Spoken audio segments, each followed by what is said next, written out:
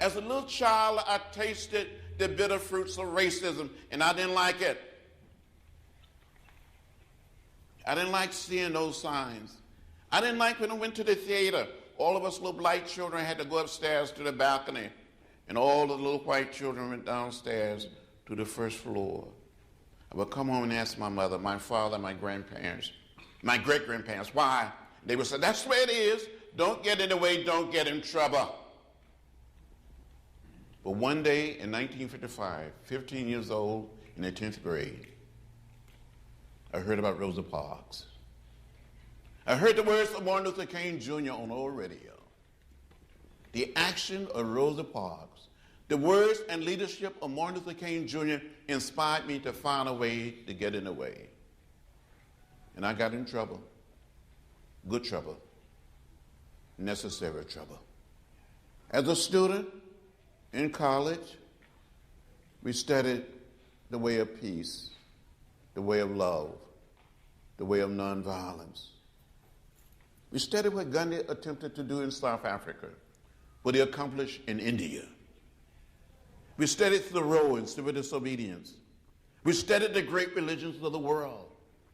And Andrew Aydin will tell you in book 1, March book 1, we start sitting in, black and white college students, black and white high school students.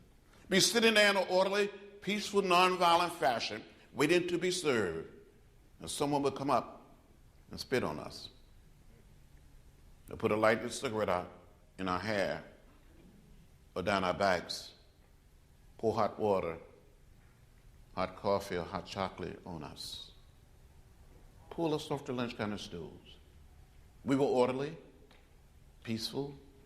Many of us accepted nonviolence as a way of life, as a way of living.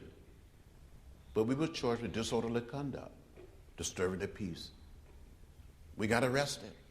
I went to jail the first time on February 27, 1960. Between 1960 and 1966, I was arrested and jailed 40 times for sitting in, for going on a freedom ride, marching for the right to vote, beaten at a Greyhound bus station in South Carolina, beaten at the Greyhound bus station in Montgomery, Alabama, and left bloody and unconscious, beaten, having a concussion on that bridge in Selma, Alabama on March 7, 1965, a day that became known as Bloody Sunday. But I never became bitter or hostile, never gave up. I never gave in. I kept the faith, and during all these many years, I've tried to keep my eyes on the prize. There's a tension about a life of faithfulness that is described in Scripture and can be seen in the life of late Congressman John Lewis. This tension involves valuing peace, and valuing harmony, and then valuing God's reign all at the same time. When Jesus says, "I came not to bring peace but a sword," he acknowledges that some things must be opposed, that some things need to be overthrown or torn down, that some things actually pierce human hearts and are not part of God's reign. When Jesus says, "Peace I give to you, not as the world gives," he acknowledges that the peace of God, which surpasses our understanding, is more than just the absence of conflict.